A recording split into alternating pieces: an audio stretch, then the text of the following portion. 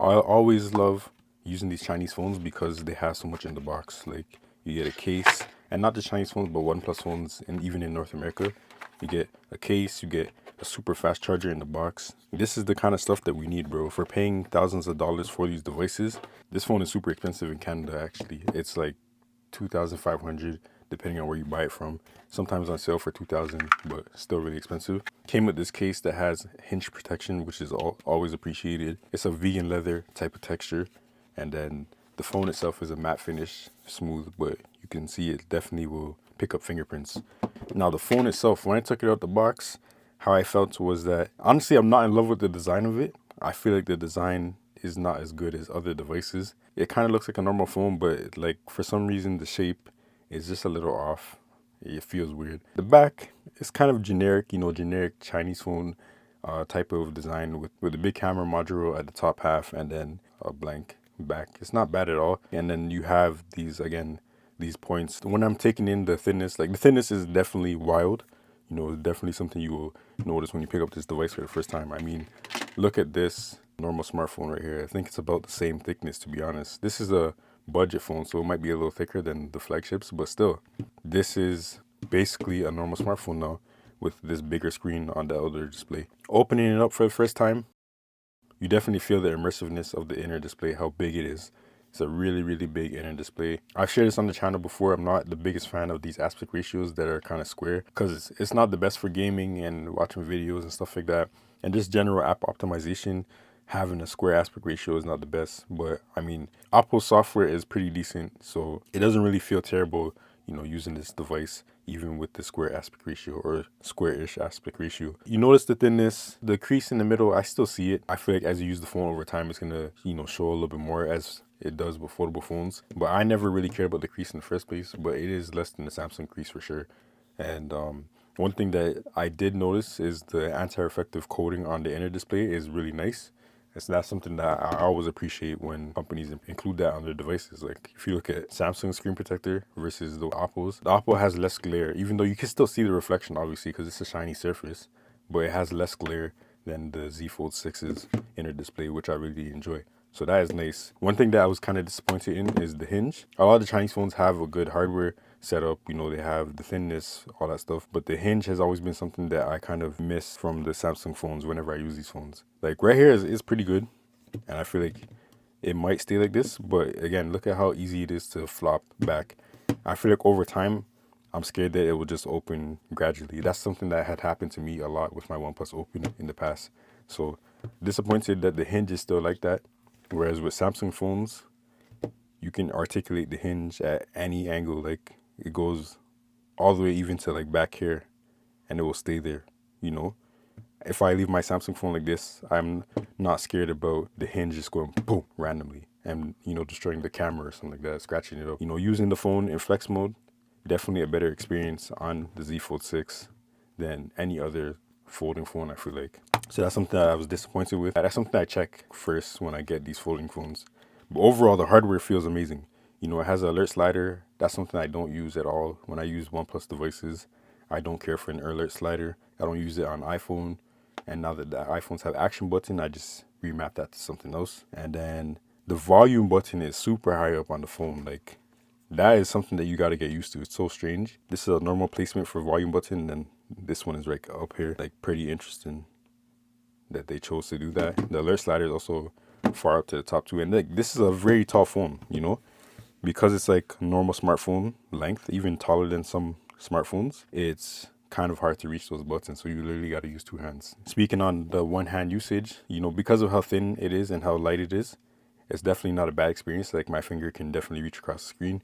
But I would be lying if I didn't say the Z Fold 6's outer display was easier to use with one hand. Like I think this is just an experience that can't be beat, to be honest, until somebody starts making phones like this again. The one hand usage is definitely decent. It will work for sure, but it's not as good as the Z Fold 6. And I know most people would rather have a bigger screen, so that's just something that I've noted for my personal usage, my personal preference. But I understand that a lot of people would rather have a bigger screen, so that's fine. Moving on to the software experience. So when you turn this on, This is the Chinese version. It has so many Chinese apps, and you're gonna see a screen recording of me, like the apps go crazy on this phone. And here's one that I didn't even take in. This is a Chinese version of the wallet app or whatever. And yeah, there's a lot of apps on the phone, a lot of bloatware because it is the Chinese model. Very easy to get rid of most of them, and it doesn't really interrupt your daily life, to be honest, using this phone. Chinese ROMs are at that place where you can comfortably use them. I don't know how Android Auto and stuff like that works. I don't use Android Auto because I have a Tesla. You know, I can't use my Android Auto if I wanted to anyways. I wish I could, but I can't. But it's an Android phone. You get the Play Store very easily. You just go into the Oppo store, the app market right here, type in Play Store, download it, and boom. You have your Google Play service. You just go into settings as well, search Google Play services, and you can enable that very easily. Yeah, I mean, the software experience, you're not really missing out on too much when you use the Chinese version. And it does have good features. Like it has this side sense, or I forget what they call it. You can move it to either side, and you can move up and down to where you want it. And basically you mainly use this for floating windows. So if I tap an app, it will open your floating windows very quickly. On this device, you can only have one floating window open at a time, unfortunately. And then when you have multiple floating windows open, you can swap between them like that. And if you swipe it out, then you'll see them and you can choose, or you can just keep tapping between them. So that is how floating windows works. You can adjust the size. It stays in the specific app aspect ratio. If you drag it down to a full screen, and then you can tap the top to split screen. One thing that changed with the OnePlus Open was the open canvas type of thing and the Oppo Find N3. I forget what Oppo calls it, but basically when you have 3 apps open at the same time on your phone, you can have this sort of like system where you bounce back and forth between all the apps. And you can essentially have like 3 full screen apps instead of, like smaller versions of them. You can swipe to minimize that. But if I tap this and expand, and then I open up, let's say, calculator, and then I can tap this to expand it as well. So now I have 3 full apps that I can bounce between. And it's not bad. Honestly, it's pretty cool. And it's different from what you're normally used to on a smartphone. Maybe even gives some people more flexibility because of, the fact that you can have 3 like full screen apps kind of on the phone open at once, and you can bounce between them. And then if you go like this, you can zoom out to see all the apps and even interact with them in this mode, but it's really small. If I rotate it, it's a little bit more narrow. If I zoom back in, this is how it looks when you're rotated. So it's alright. And then on top of that, like I showed earlier, you can have a floating window as well. Or you can even replace these apps with the app that you're trying to drag in from the side sensor edge panel or whatever it's called. And yeah, I mean, multitasking is going to be really good on this device, especially with this big screen. I think Oppo is one of the few companies that actually prioritizes, multitasking and giving a foldable phone a really good experience in terms of utilizing the screen. So I think Oppo does that here pretty good. I will say that this is more limited than Samsung's version. Like, I know that might sound controversial. People say, the small boxes on Samsung's multitasking, how could it be more limited than that? Stuff like that. People might feel like, what am I talking about? But like Samsung's multitasking system just is more flexible, and you can do so many different kinds of layouts, so many different options with the multitasking, and it fits the way that I use my phone better personally. So I do wish there was more flexibility. Like open canvas would have been better to me if you had the ability to resize the apps to whatever specific size you want. Like the fact that there's only 2 options, really, just the shrunken version and the expanded version, is kind of unfortunate. And when you have an expanded app, it always stays at the bottom. It doesn't go at the side. You can put it at the top or the bottom. You can't really put it on the side. Like you can't rearrange the open canvas like how you want. Like this is the layout that it's going to be in primarily. And that's kind of unfortunate. It's not as flexible as Samsung's system. So, although you do get full screen apps here, you can't do as much personally. Like if I grab a third app from the taskbar on my Z Fold 6, I can quickly adjust all these apps to whatever size I want. And Samsung's software is so optimized that like any app will work in, any orientation in any increment that you adjust it. And then even with the floating windows, grab this app, turn it into a floating window. I can resize the floating window to literally any size I want, any aspect ratio I want. It will just work. And then you can have up to, 5 floating windows at one time on the Z Fold 6, in addition to 3 apps in split screen. So, but it's still really good. Like I said, I'm not knocking it. I'm just saying I wish I could do a little bit more with what they have, the tools that they give you. I wish there was more flexibility and, options. But the software experience is pretty simple. You have your app drawer. It comes off by default on this phone. You can sort your app drawer by usage, install time by name. You can search for an app, and that is pretty fast. Then you have, pretty cool animations. It's smooth, but it's a little slow. And you can definitely speed it up in the software. In the settings, you have the option to enhance the animation speed. But I don't do that personally because I feel like when you speed up an animation, it wasn't made for that speed. So it kind of looks a little bit choppy in my opinion. But it is what it is. Then this is the control center, control panel. You have this iOS inspired type of version where swipe from the right side, you will get your control panel. Then from the left side, you get your notifications. Personally, I like it to just be one, like how it normally is on Android devices. You can actually go back to the classic, so that's cool. So, bomb. The classic notification / control center look. I like that. Then your notifications, you can do the same stuff like you normally could with Android, interact with them and stuff like that. And yeah, I mean, pretty simple software experience. You have the edge panel like I showed you. You have your taskbar, and you can make it persist or you can make it disappear when you're in an app, and then you swipe up like this to access it. You have your split screen. You don't really have a flex mode in any app. It's based on whether the app has something like that. So if I go on YouTube and then I'm in flex mode, it will give me the controls at the bottom. So there's no specific Oppo software, at least not that I know of. The cameras, my first impression of the cameras they look pretty good. They look pretty decent. I was shooting with these phones side by side. I'm going to make a video on that very soon, in depth comparison. But side by side, I think the Oppo might have a better camera system. Other than the ultra wide, I think the Oppo might just be better in terms of the cameras. Even the video looked pretty good on the Oppo from what I've seen in my first impression. So I'm going to dive a little bit more into that. But overall, really solid device. The ergonomics are pretty questionable in my opinion. Like, I don't think it's the best ergonomically. I feel like the Z Fold 6 is better ergonomically. And just like a normal smartphone with the rounded edges feels a little bit better ergonomically than this phone. That was an issue that I had with the OnePlus Open. As thin as it is and as light as it is, it's not that ergonomic. Even the Honor Magic V3 feels better than this phone in the hands, in my opinion. Oh yeah, one last thing before I go is the speaker placement. So people have been saying the speakers are not that good, and to be honest, they're definitely not as good as my Z Fold 6 speakers and other smartphones. But the speaker placement is pretty bad if you ask me. So if I'm playing a game, the speakers are on this side and this side. So now this is the default side that games rotate to.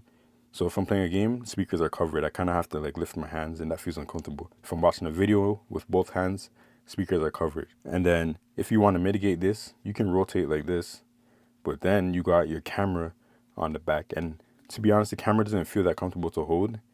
And also, somebody like me, I don't like touching the camera lens like that, because if you never know if I want to use it. I don't want to have to wipe it every single time. Touching the camera lens doesn't even feel good, and then the fact that it's just not comfortable anyways to have the camera behind you as you're playing a game or something. That is a downside. So the speaker placement is not that good, in my opinion, on top of the speakers being pretty mid. And then the thinness of the phone, although that is a cool technological feat, means that this phone performs pretty poorly. Like, I was playing Wild Rift, and I was getting worse performance than even a Z Fold 5, to be honest. Like, the phone was just throttling real quick. Like, when you play in single screen, 120 FPS is fine, but then after a while, it starts to dip and go to 80 and stuff like that.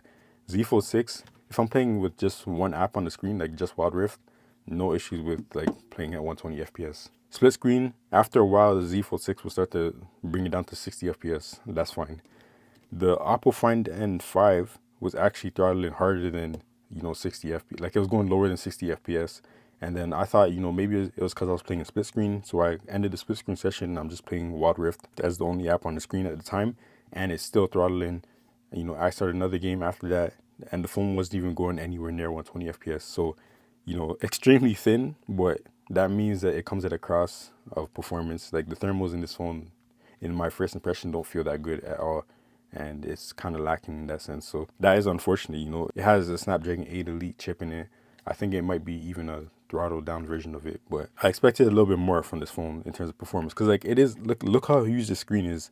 This is a screen that invites you to be productive and do stuff. 16 gigs of RAM, 4 more RAM than the Z Fold 6. It has a bigger battery, all that stuff. And I expected more out of the performance, because look at how huge the screen is. I showed you triple split screen, all that stuff. And this phone has issues keeping a steady FPS, a steady refresh rate with intense tasks. So that's kind of unfortunate.